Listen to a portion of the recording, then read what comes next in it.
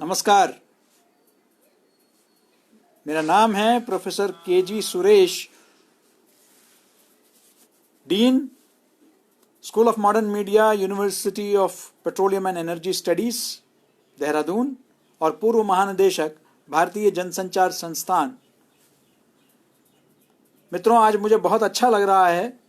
आज कुमाऊं विश्वविद्यालय का जो मीडिया विभाग है, आपके छात्रों के साथ, रिसर्च स्कॉलर्स के साथ, फैकल्टी के साथ और अन्य सभी मित्रों के साथ एक महत्वपूर्ण विषय पर चर्चा करने का ये जो अवसर प्राप्त हुआ है, और मैं आदर्श सिंह जी को और उनके टीम को जो है शुक्रिया अदा करना चाहता हूं कि उन्होंने एक अवसर ऐसा मुझे दिया, क्योंकि आपके यूनिवर्सिटी में तो आने का अभी तक सौभाग्य प्राप्त नहीं हुआ, लेकिन आप लोगों के बीच टेक्नोलॉजी के माध्यम से जुड़ने का जरूर एक अवसर मिला। साथियों, ये एक ऐसा समय है जहां हम अक्सर फेक न्यूज़ के बारे में चर्चा करते रहे हैं, हमेशा फेक न्यूज़ के बारे में। मेरा इस शब्द से, इस प्रयोग से हमेशा एक परहेज रहा है, क्योंकि मैं हमेशा ये मानता रहा हूं कि अगर फेक है तो वो न्यूज़ नहीं है, और न्यूज़ है तो वो फेक नहीं हो सकता है। तो ये ऑक्सीमोरॉन है, विपरीत शब्द है। तो इसलिए फेक कंटेंट ज़्यादा मुझे लगता है कि सार्थक होगा और ज़्यादा अर्थपूर्ण होगा, क्योंकि जो आ रहे हैं समाचार नहीं है, सूचना के रूप में आ रहे हैं, अफवाहों के रूप में आ रहे हैं, अटकलों के रूप में आ रहे हैं, तो ये समाचार कैसे हो सकते हैं। तो फेक न्यूज़ आज से नहीं हो रहा है कि हम ये कहें कि सोशल मीडिया के आने के बाद फेक न्यूज़ आ गया। हम तो अक्सर यहां तक कहते हैं कि महाभारत काल से ही जो है, जब अश्वत्थामा हतकुंजरा जब कहा गया, वो एक फेक इंफॉर्मेशन या फेक कंटेंट दिया गया था गुरु द्रोणाचार्य को। तो पूरे विश्व में इस तरीके से आपने आगे चलकर देखा कि गेबेल्सियन प्रोपेगेंडा का आपने सुना, हिटलर के या फ्यूरर के टाइम पर वर्ल्ड वार में किस तरीके से प्रोपेगेंडा वार हुआ। फिर वामपंथी मुल्क पूरे देश में, पूरे विश्व में, सोवियत संघ, इन्होंने प्रोपेगेंडा का काफ़ी इस्तेमाल किया। और इसी तरीके से और कई मुल्कों ने आज भी, चाहे वो नॉर्थ कोरिया हो या वियतनाम हो, आप देखेंगे कि बहुत सारे मुल्क जो हैं आज भी, जो खासकर जो डिक्टेटरशिप्स हैं, वहाँ क्योंकि पारदर्शिता नहीं है, अभिव्यक्ति की स्वतंत्रता नहीं है, तो कई मनगढ़ंत किस्से भी वहाँ के लोगों के, वहाँ के आवाम को दिया जाता है। चीन जैसा एक बड़ा पड़ोसी हमारे मुल्क में है, वहाँ स्वतंत्रता का कोई, कहीं भी अभिव्यक्ति की स्वतंत्रता जो है वहाँ नहीं है। लेकिन वहाँ न जाने वहाँ के लोगों को पता भी है या नहीं, क्या ये कोरोना को लेकर जो आज पूरे विश्व में जो आंकड़े चीन से आए हैं, क्या उतना ही है या उससे ज़्यादा है। क्योंकि वहाँ विदेशी पत्रकार तो छोड़िए, वहाँ के अपने पत्रकार जो है वहाँ से रिपोर्टिंग नहीं कर सकते हैं। तो ये फेक न्यूज़ या फेक, जिसको मैं फेक कंटेंट कहता हूँ, और मुझे लगता है कि फेक कंटेंट का शब्दावली जो है ज़्यादा उपयुक्त है। ये फेक कंटेंट सोशल मीडिया तक सीमित नहीं है। पहले भी अगर आप देखेंगे, पीत पत्रकारिता की बात होती थी, येलो जर्नलिज्म, पीत, अनर्गल आरोप प्रत्यारोप लोगों पर लगाना, उनको ब्लैकमेल करना, इस तरीके से न जाने क्या क्या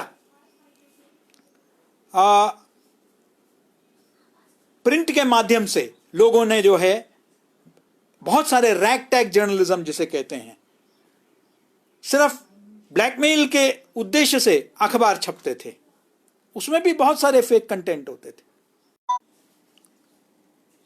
क्षमा चाहता हूं, टेक्नोलॉजी के चलते हमने देखा कि फिर टेलीविजन आया। टेलीविजन में एजेंडा ड्रिवन जर्नलिज्म हुआ। और उसमें क्या हुआ, एजेंडा ड्रिवन जर्नलिज्म में भी आपने देखा कि कई न्यूज रूम्स में सिर्फ ये तय किया जाता था, खासकर जो लोग रियल एस्टेट और बाकी पृष्ठभूमि से जो लोग चैनल चलाने आए मात्र मुनाफा कमाने के लिए, उनका एक ही उद्देश्य था कि हम जो है किस तरीके से ज़्यादा उगाही करें, किस तरीके से मुनाफा कमाएं। मात्र इस उद्देश्य से उन्होंने जो है चैनल शुरू किए और वहां जो है उन्होंने कार्यक्रम करना शुरू कर दिया। मुझे इसलिए सोशल मीडिया पर सारा आरोप लगाना मैं कम से कम सहमत नहीं हूं। और ऐसा भी नहीं है कि जो कंटेंट है फेक कंटेंट, ये सोशल मीडिया या जो ट्रेडिशनल मीडिया है उसमें पुराने जिसे कहते हैं कि जो ट्रेडिशनल मीडिया में जो छोटे मोटे अखबारों तक सीमित था, ये बड़े अखबारों में भी आप सभी को विदित है कि किस तरीके से इंडियन एक्सप्रेस में बहुत बड़े पैमाने पर खबर आई थी, बहुत सुर्खियां बनी थी, बैनर हेडलाइन की, सेना का जो है दिल्ली हुआ है या होने की एक पूरा उन्होंने एक योजना बनाई है। उस वक्त मुझे याद है जनरल वीके सिंह साहब थल सेना के अध्यक्ष हुआ करते थे कि दिल्ली की तरफ कई जो है फौजी कूच कर चुके हैं, न जाने क्या क्या, कि ऐसा एक संभावना थी। तो ये तो एक बड़े अखबार ने किया था। तो फेक कंटेंट के कई उद्देश्य होते हैं। अक्सर फेक कंटेंट का उद्देश्य एक कमर्शियल रीजन होता है, जिसके चलते आप जनरेट करते हैं कंटेंट इसलिए ताकि आपके साइट में ज्यादा से ज्यादा विजिट्स, व्यूज, हिट्स आपको प्राप्त हो, इस वजह से। दूसरा कारण यह होता है कि आप किसी राजनीतिक वैचारिक उद्देश्य से आप एक प्रोपेगेंडा कर रहे हैं, इसलिए आप फेक कंटेंट जो है भेज रहे हैं। उसमें चुनाव के दौरान आपने देखा है फेक कंटेंट काफी आता है। आपने देखा है कि आईएस जैसे आतंकवादी जो संगठन हैं, ये कई फेक कंटेंट सिर्फ इसलिए भेजते हैं सोशल मीडिया के माध्यम से और अन्य माध्यमों से, सिर्फ इसलिए ताकि वो युवा पीढ़ी को गुमराह कर सके और गुमराह करके उनको बरगला सके, इस उद्देश्य से करते हैं। लेकिन फेक कंटेंट कोई शरारतपूर्ण भी हो सकता है, अफवाहें फैलाई जाती है। लेकिन मैं ये मानता हूं कि जब जिम्मेदार पत्रकार द्वारा फेक कंटेंट फैलाया जाता है, उसका मूल कारण होता है कि एक ग्राउंड रिपोर्टिंग से नाता छूट गया है। हम जमीनी जो रिपोर्टिंग है उसको हम छोड़ चुके हैं, पहली बात। दूसरा, हम अपना होमवर्क नहीं कर रहे हैं, हम अपना फील्ड वर्क नहीं कर रहे हैं, हम बैकग्राउंड चेकिंग नहीं कर रहे हैं। हम अब अपने वातानुकूलित कमरों में बैठकर हम लोग जो है अपना रिपोर्टिंग कर रहे हैं, जिसको हम डेस्कटॉप जर्नलिज्म भी कहते हैं, कि हमने गूगल में सर्च किया, अब research has been replaced by Google search. तो अब अनुसंधान या शोध तो होता नहीं है। अब जो हो रहा है, आप गूगल में चले जाइए, कीवर्ड्स डालिए, निकालिए, उसको आप परोस देते हैं सामने। तो स्पॉट रिपोर्टिंग खत्म हो गई है और जो हैंडआउट जर्नलिज्म है उसको वो ज्यादा हावी हो गया है। इस कारणवश भी कई बार फेक कंटेंट जाता है। फेक कंटेंट इसलिए भी जाता है क्योंकि पेड न्यूज, यानी कि किसी हित को साधने के लिए, किसी के निजी स्वार्थ को, चाहे वो राजनीतिक हो, वैचारिक हो, उसको साधने के उद्देश्य से उस पर पैसा खर्च किया जाता है। और ये हमने चुनावों के दौरान देखा। चुनावों के दौरान बहुत बड़े पैमाने पे चुनाव आयोग ने इसकी जो है संज्ञान भी लिया और उन्होंने अब आजकल ऑब्जर्वर्स को भी लगाते हैं सिर्फ ये देखने के लिए कि फेक कंटेंट कितना है, पेड न्यूज़ उसको वो कहते हैं। अब पेड न्यूज़ के माध्यम से ये भी हो रहा है कि आप कोई उम्मीदवार हार रहा है लेकिन आप उसको जीतने वाला उम्मीदवार दिखाएंगे, कोई पार्टी हार रही है आप उसको जीतने वाली पार्टी दिखाएंगे, कोई चुनाव सभा बिल्कुल विफल रहा आप उसको सफल दिखाएंगे। अब ये है तो पेड न्यूज़, लेकिन ये फेक के कैटेगरी में आता है। तो ये फेक और पेड इनका भी एक संबंध है। तो जो पेड होता है जिसमें सत्यता नहीं होती है, तो इसमें इंस्टीट्यूशनलाइज भी हो रहा है, संस्थागत। ऐसे कई कंपनियां हैं, टाइम्स इंटरनेट जैसे, वहां वो लोग आपको सीधे सीधे अप्रोच करते हैं और कहते हैं कि भाई हम आपको जो है फलान कवरेज देंगे और आप हमें जो है उसके एवज में उसका जो भी खर्चा है वो आप दे दीजिए। यानी कि वो इसलिए नहीं कवरेज आपको मिल रहा है। ये शुरू हुआ पेज 3 से, लेकिन अफसोस की बात है कि आज कई अखबारों में वो पेज 1 को भी आप प्रभावित करने लगा है। तो इसलिए ये पृष्ठभूमि जरूरी था। ये पृष्ठभूमि इसलिए जरूरी है क्योंकि ये कहा जाता है कि फेक कंटेंट सिर्फ सोशल मीडिया में है। सोशल मीडिया के आने से मीडिया का लोकतांत्रिकरण हुआ है। वो आवाज, वो लोग, वो आवाम जो अपनी बात को जनता तक, पब्लिक तक, सरकार तक, सत्ताधारी जो लोग हैं, चाहे वो केंद्र में हो, प्रदेश में हो या अपने स्थानीय इकाइयों में हो, उन तक अपनी बात नहीं पहुंचा पाते थे। उनको मध्यस्थता की जरूरत पड़ती थी।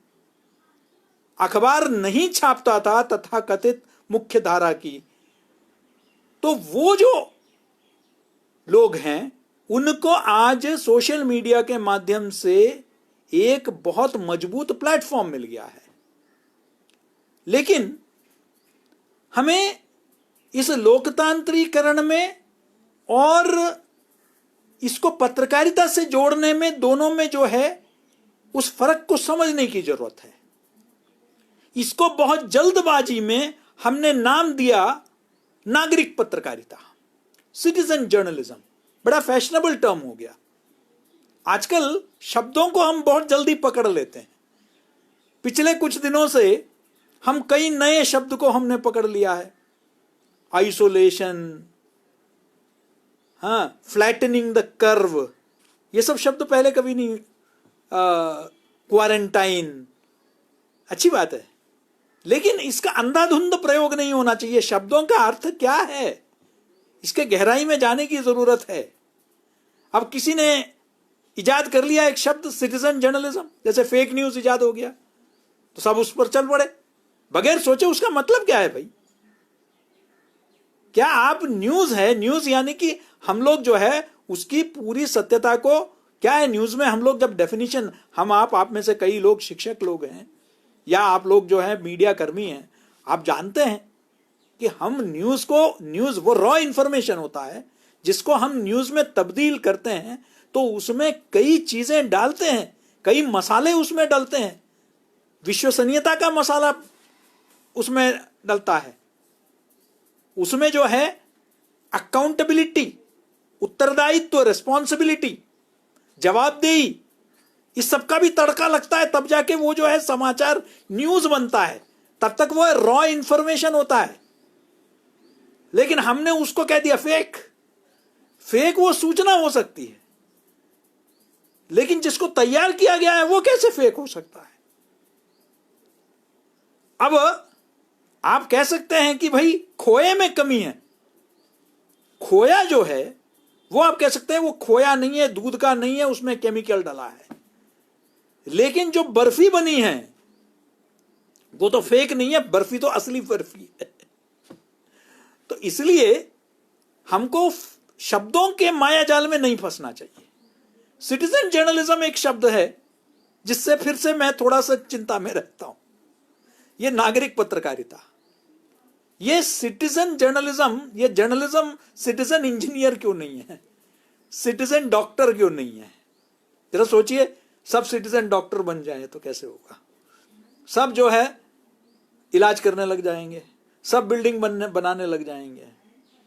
अब मैं जब ये बात करता हूं तो कई लोग तर्क देने आते हैं, अरे सुरेश जी, देश में जो है कई लोग, इस देश के जो सबसे बड़े बड़े पत्रकार रहे हैं, वो जो है उनको कोई प्रशिक्षण नहीं मिला है, कोई भी पत्रकार बन सकता है। मैंने कहा कि सही बात है, पहले तो डॉक्टर भी नहीं हुआ करते थे, वैद्य जी होते थे, हाँ, हकीम होता था, कौन सा उन्होंने एमबीबीएस का कोर्स किया था? या कई लोग जो है मकान अपना बना लेते थे, उस वक्त तो कोई इंजीनियर तो नहीं हुआ करते थे, लेकिन इसके बावजूद मकान बनते थे, सदियों से बन रहे हैं मकान। तो इंजीनियर तो नहीं होते थे, चार्टर्ड अकाउंटेंट तो नहीं होते थे, वकील तो नहीं होते थे।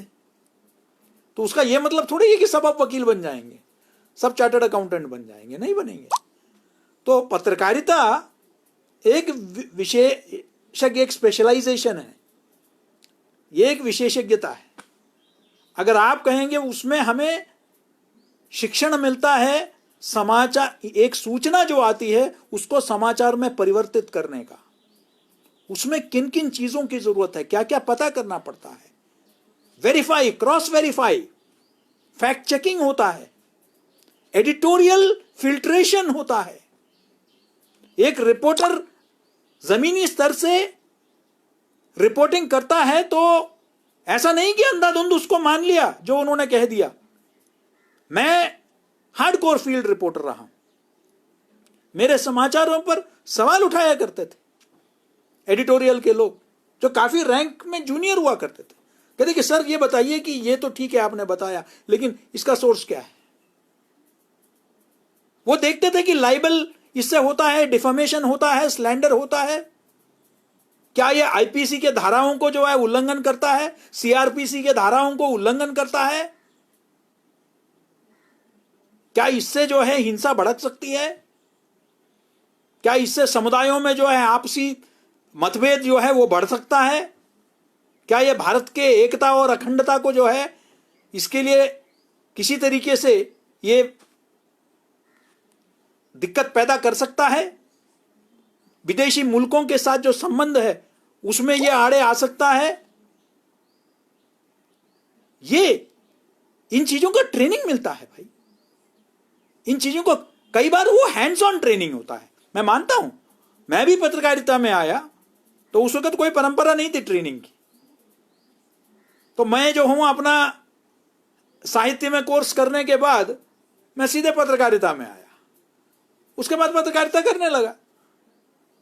लेकिन जल्दी से मैंने एहसास कर लिया कि नहीं भाई कोर्स करना है, तो पहले एक पार्ट टाइम कोर्स किया, फिर आगे चल के जो है उसी विषय पर जो है अलग से मैंने पीजी किया,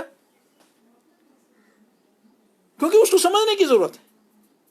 अब इसे समझे बगैर आप कहें कि मैं पत्रकारिता कर सकता हूं घर बैठे बैठे, मुझे कोई जरूरत नहीं है, मैं नागरिक पत्रकार हूं, तो ये एक बहुत खतरनाक, क्योंकि आज का विषय चुनौती का है, तो इसलिए इस डिस्टिंक्शन को हमें अपने डिस्कोर्स में लाना होगा कि भाई आप पत्रकार तो पत्रकार है जो प्रशिक्षित है, शिक्षित है, प्रशिक्षित है, जिसके पास कम से कम कोई सर्टिफिकेट है, कोई डिप्लोमा है, कोई डिग्री है, जो फंडामेंटल्स हैं पत्रकारिता के, जो मूल सिद्धांत है उससे परिचित है। ऐसा नहीं कि घर बैठे कोई भी अनाप शनाप कोई भी बात सूचना मिल गई उसको तुरंत चला दिया और कह दिया मैं तो नागरिक पत्रकार हूं।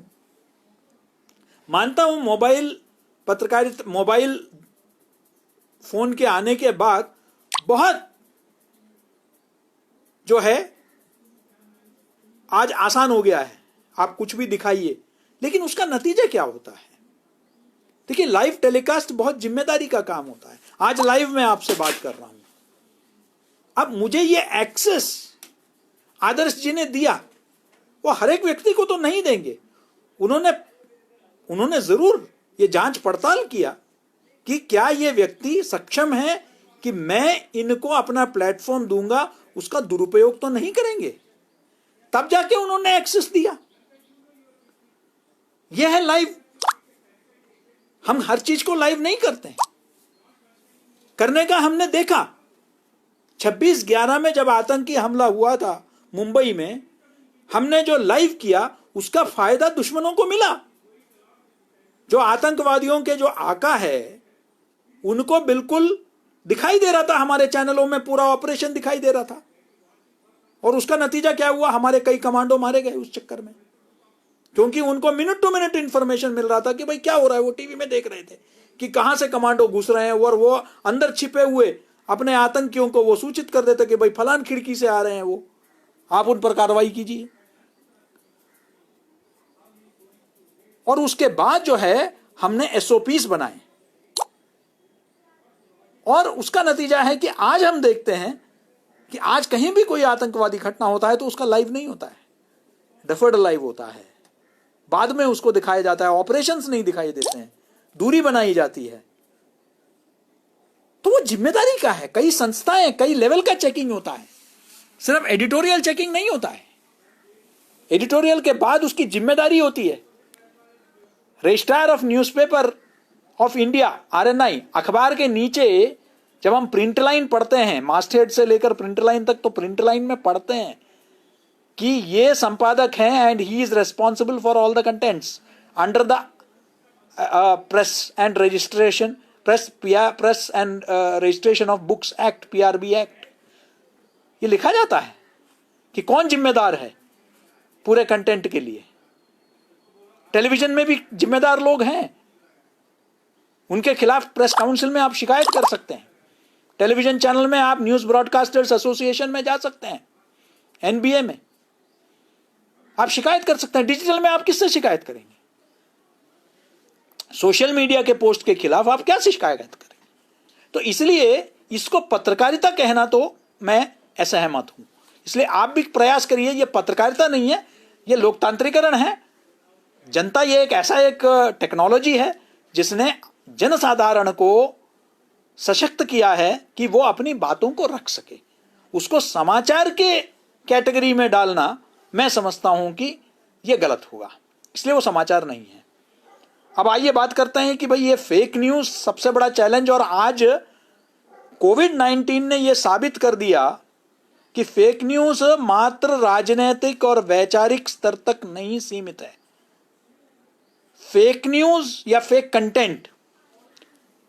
कंटेंट जो है, आज आपने देखा कि हेल्थ को लेकर तबाही मचा रही है। यहां तक कि सुप्रीम कोर्ट को संज्ञान लेना पड़ा इस बात का।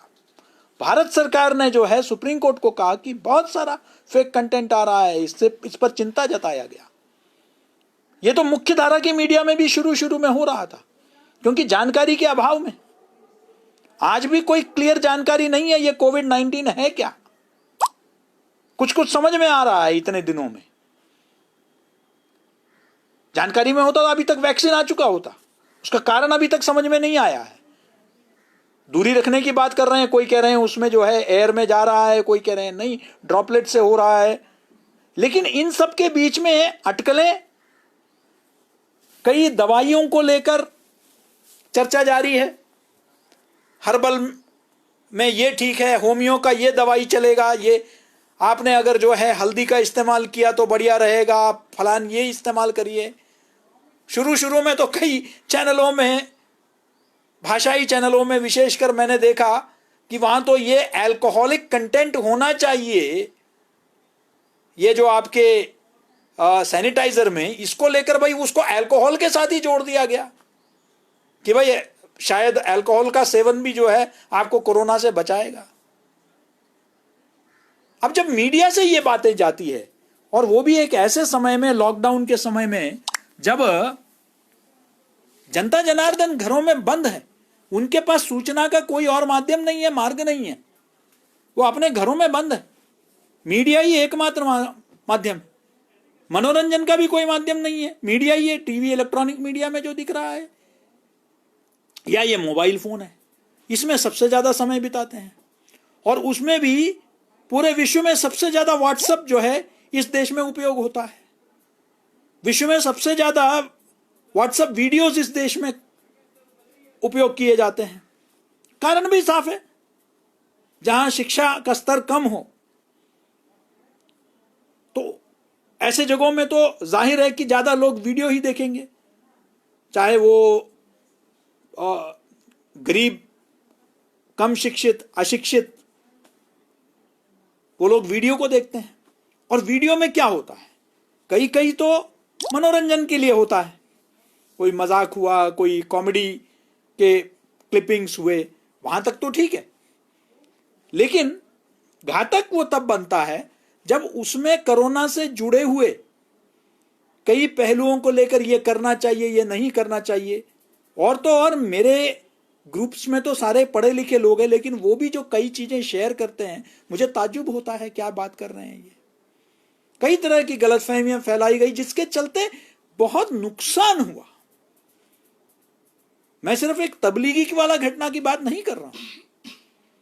जिस दिन प्रधानमंत्री ने पहली बार लॉकडाउन अनाउंस किया, सोशल मीडिया में इस तरह उन्होंने कहा आज रात 12 बजे से सब चीजें बंद होगी, लेकिन कुछ ही चंद मिनटों के अंदर गृह मंत्रालय की तरफ से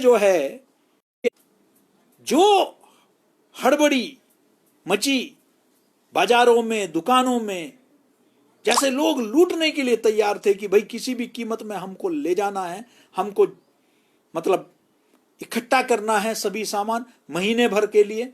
किल्लत हो गई बाजारों में। किल्लत तो छोड़िए, उस वक्त जो लोग इकट्ठा हुए तो वो तो लॉकडाउन का पूरा जो उद्देश्य था उसी को उन्होंने डिफीट कर दिया, विफल कर दिया। और इसी तरीके से प्रधानमंत्री ने जब कहा कि भाई ताली बजाओ, तो कई लोग झुंड बना के बाहर निकले और उसको सोशल मीडिया में, व्हाट्सएप के माध्यम से, फेसबुक के माध्यम से कई लोगों ने उसको आगे भी चलाया। तो ये जिम्मेदारी का जो एक भूमिका है। और बाद में दीप जलाने की बात हुई तो लोग पटाखे फोड़ने लग गए। और कई किस्म के समाचार, अफवाहें हम खुद अपने पड़ोस में सुनते, अरे उधर हो गया, उनको ले लिया, इनको ले लिया, कहीं बगैर सर पैर के लोकल व्हाट्सएप ग्रुप्स में वगैरह। लेकिन इसका इलाज क्या है? क्या हम टेक्नोलॉजी को बंद कर दें? क्या इसको भी लॉकडाउन कर दें? क्योंकि एक ही साधन है लोगों तक पहुंचने का। इसके सकारात्मक पहलू को हम क्या दरकिनार कर दें? नहीं, कमियां हैं, दुरुपयोग भी होगा। कई लोग जानबूझ के कर रहे हैं, कई लोग जाने अनजाने कर रहे हैं। उनको लगता है कि हम जब ये सूचना दे रहे हैं अपने मित्रों को, अपने शुभ चिंतकों को, अपने रिश्तेदारों को, तो शायद हम सही सूचना मुझे मिला है तो शायद अच्छा ही सोचकर वो कर रहे हैं कि भाई मुझे आप बाकी लोगों के साथ साझा करना चाहिए। उनका उद्देश्य में, मैं हर एक के उद्देश्य में मैं कोई गलती नहीं ढूंढ रहा हूं। अच्छे उद्देश्य के साथ साफ मन से कर रहे होंगे, चलो अरे ऐसा हुआ है तब तो बिल्कुल मुझे शेयर करना चाहिए। जानकारी का अभाव। अब देखिए, पीआईबी ने अपना एक फैक्ट चेकिंग का एक ट्विटर हैंडल तैयार किया है। कुछ डेडिकेटेड वेबसाइट्स है, ऑल्ट न्यूज हुआ, SM social media hoax slayer है, मुंबई में एक व्यक्ति हैं, वो अपने नौकरी के साथ साथ ये काम करते हैं।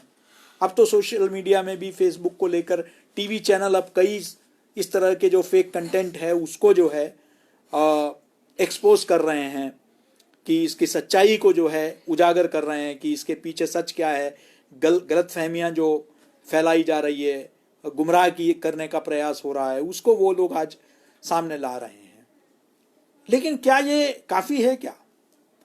देखिए, मेरे लिए जैसे, आपके जैसे, हमारे जैसे पढ़े लिखे लोग तो जल्दी समझ जाएंगे, लेकिन जो लोग वीडियो देखते हैं, सच को जो दिखाया जा रहा है वो डिस्टॉर्ट किया जा सकता है।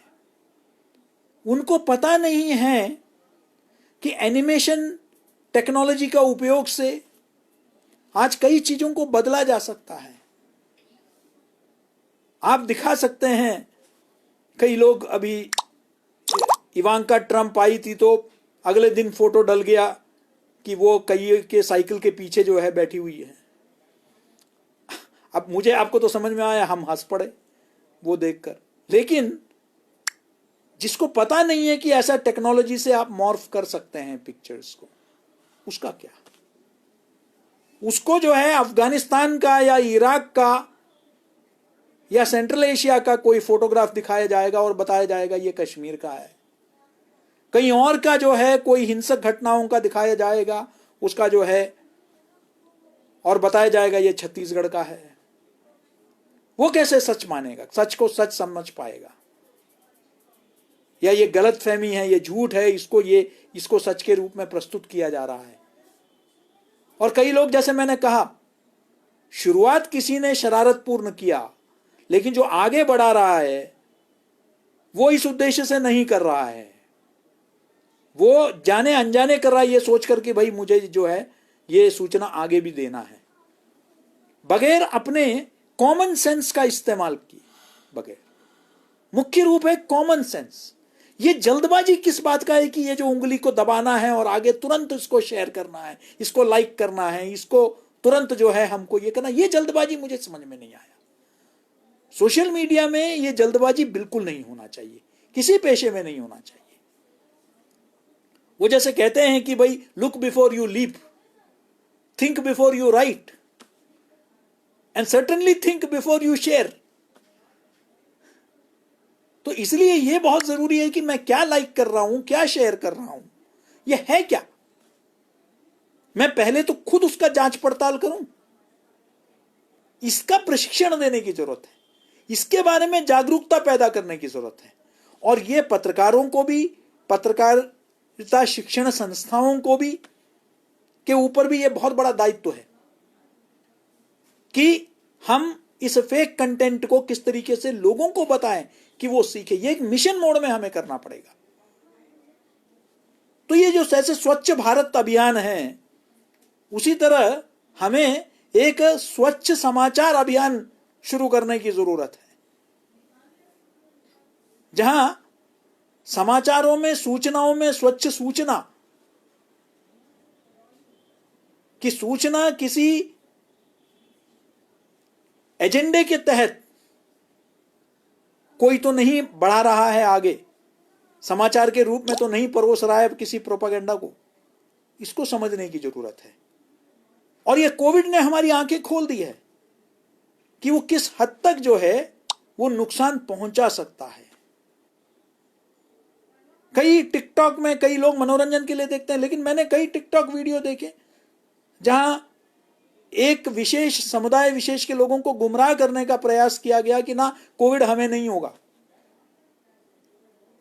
ये ऊपर वाले ने भिजवाया है हमारे दुश्मनों को मारने के लिए, हमें इससे कोई फर्क नहीं पड़ेगा। टिकटॉक वीडियोस जिसके चलते कई लोग उदासीन हो गए। असर तो पड़ता है, खासकर जो कम पढ़े लिखे हैं उन पर। तो इसका जिम्मेदारी मुझे और आपको, हम जैसे टीवी चैनलों में कोई गलती होती है तो हम बैठ के आलोचना करते हैं, उससे काम नहीं चलेगा। मीडिया में ये कमी है, कमजोरी है, तो मीडिया को गाली दो, ये तो नेशनल पास टाइम बन गया है। आज सोशल मीडिया हो गया है खलनायक, तो जी सोशल मीडिया को गाली गलौज कर दो। मुझे लगता है कि हमें इस सोच से ऊपर उठना पड़ेगा। हम क्या कर सकते हैं इस विषय पर, क्योंकि तब जाकर ही सोशल मीडिया का विश्वसनीयता बढ़ेगी। आज देखिए ना, मैं कोई विरोधी नहीं हूं, मैं खुद ट्रेडिशनल मीडिया, मैंने प्रिंट से अपना यात्रा शुरू की थी, मैं आज भी प्रिंट का समर्थक हूं।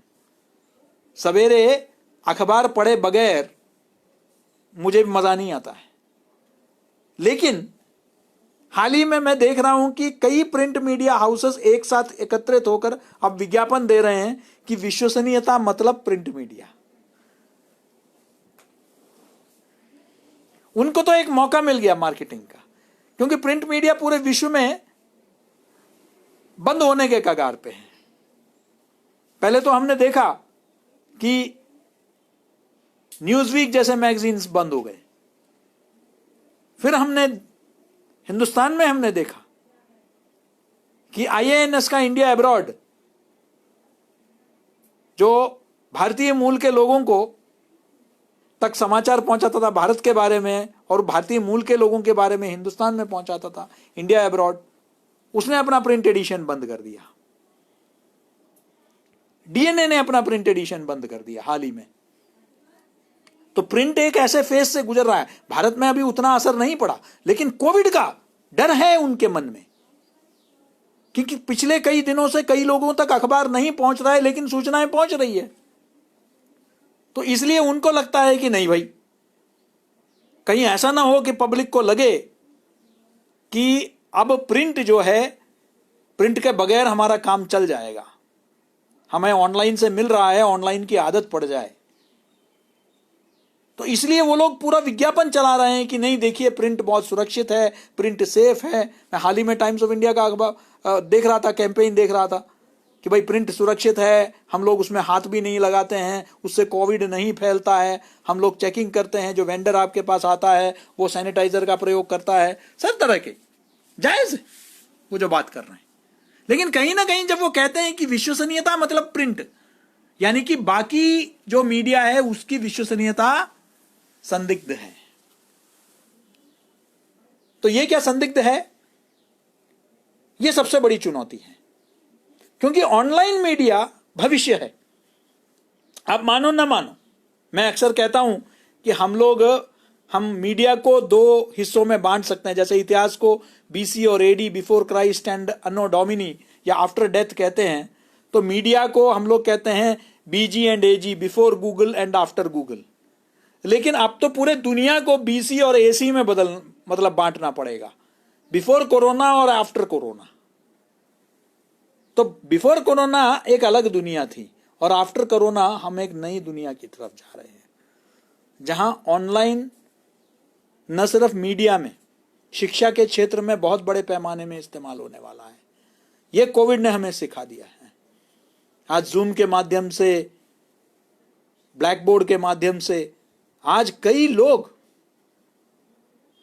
हर तरह से जो है आज अपने छात्रों तक पहुंच रहे हैं। इसका दूरगामी परिणाम आपको दिखने वाला है। तो इसलिए मैं समझता हूं कि यह बहुत जरूरी है कि ऑनलाइन मीडिया का विश्वसनीयता बना रहे, क्योंकि चौथा स्तंभ वो एक लोकतंत्र के लिए बहुत जरूरी है। अगर मीडिया पर अभी तक हम लोग, जो कार्यपालिका है वो तो हमेशा शक के दायरे में रही, विधायिका है लेजिस्लेचर के बारे में तो हमें राजनेताओं के बारे में बहुत ज्यादा कभी सम्मानपूर्वक कभी रहा नहीं है। हर चीज के लिए हम दोष उन्हीं के सर पे मरते हैं। न्यायपालिका में या जुडिशरी में कई खबरें आती है कि किसी ने कभी पद स्वीकार कर लिया, कभी ये फैसला ले लिया, किसी की नियुक्ति ऐसे हो गई, तो उसको लेकर जो है पूरे अटकलें लगते हैं। इससे वहां भी विश्वसनीयता कम है। फिर आखिर बचा कौन? मीडिया। तो इसलिए अगर ऑनलाइन पर भी या मीडिया पर भी विश्वास खत्म हो गया तो फिर किस पर भरोसा? फिर तो हम एनार्की की तरफ जाएंगे, जो एक लोकतंत्र के लिए घातक है। कहीं तो आम जनता को एक विश्वास होना चाहिए, एक भरोसा होना चाहिए कि ये लोग व्यापक लोकहित में समझौता नहीं करेंगे, जनहित इनके लिए सर्वोपरि है। ये मीडिया पे जो विश्वसनीयता है इसको बना के रखना है, और इसके लिए मुझे, आपको, हम सबको जो है योद्धा बन के सामने आना पड़ेगा। हमको ये जो फेक कंटेंट है इसके खिलाफ हमको एक विश्व युद्ध लड़ने की जरूरत है, इसके खिलाफ एक जिहाद लड़ने की जरूरत है, इसके खिलाफ एक धर्म युद्ध छेड़ने की जरूरत है। क्योंकि ये फेक कंटेंट हमें ही नहीं, हमारे मीडिया को ही नहीं, बल्कि हमारे लोकतंत्र को भी एक दीमक की तरह जो है ये खा जाएगा। इसमें इतना ताकत है क्योंकि इसका आधार झूठ है, और हमारा संविधान कहती है सत्यमेव जयते, सत्य की ही विजय होगी। और जब सत्य का ही विजय होना है तो इस झूठ के खिलाफ हमको जंग लड़ना है। और उसके लिए जरूरी है कि हम अपने आप को, चाहे कई जगह गूगल फैक्ट चेकिंग के वर्कशॉप्स हो रहे हैं, कई जगह एफबी करा रही है, हम अपना ट्रेनिंग्स कराएं, सर्टिफिकेट्स कराएं, स्कूली स्तर पर मीडिया लिटरेसी प्रोग्राम्स करवाएं।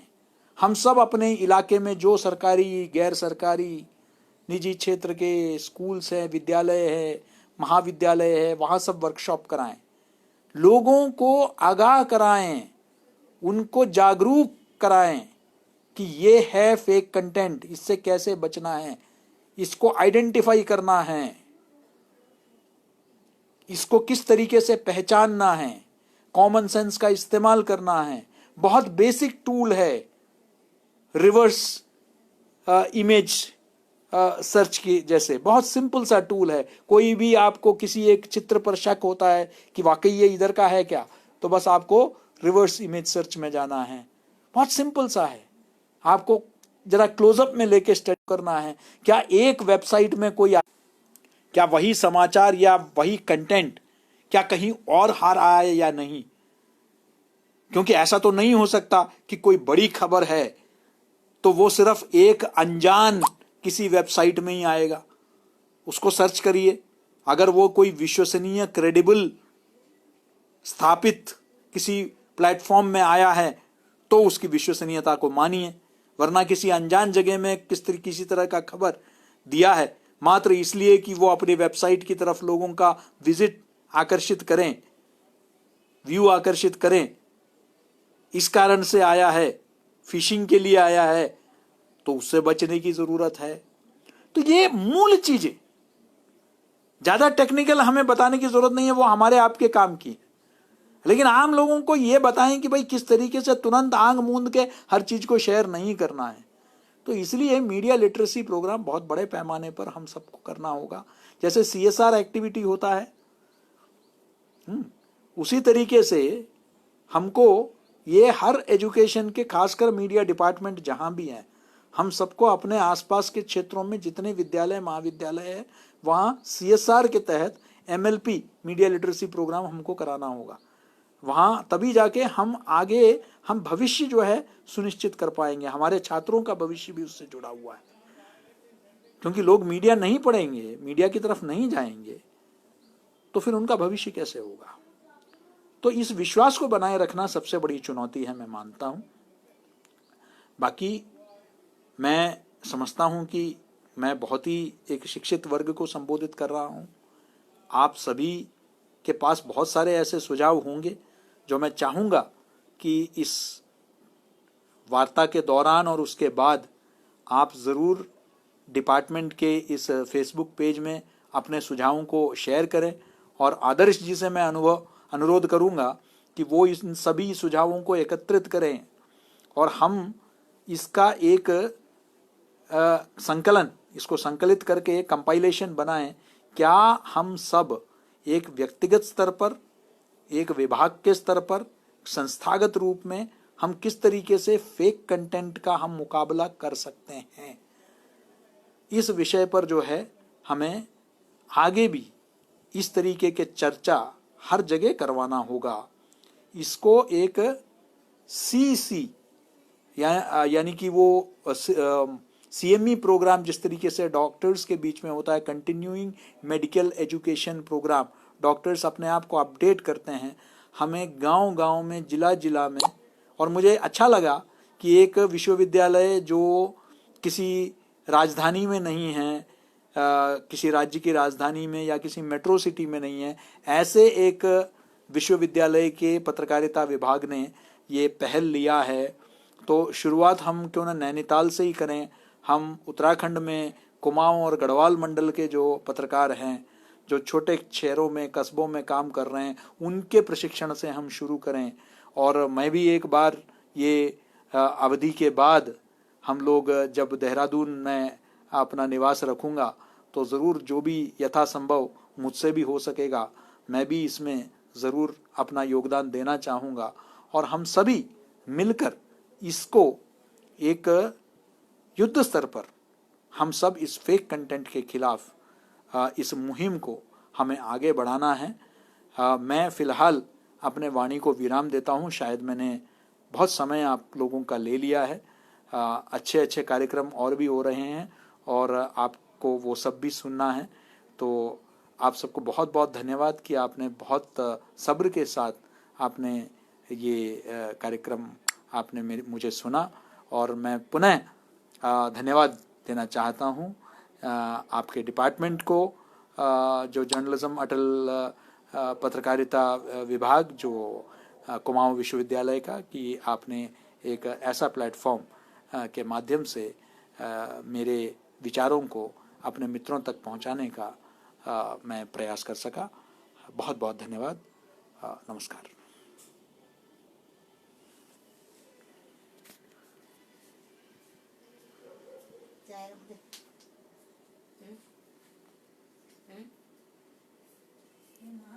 नमस्ते।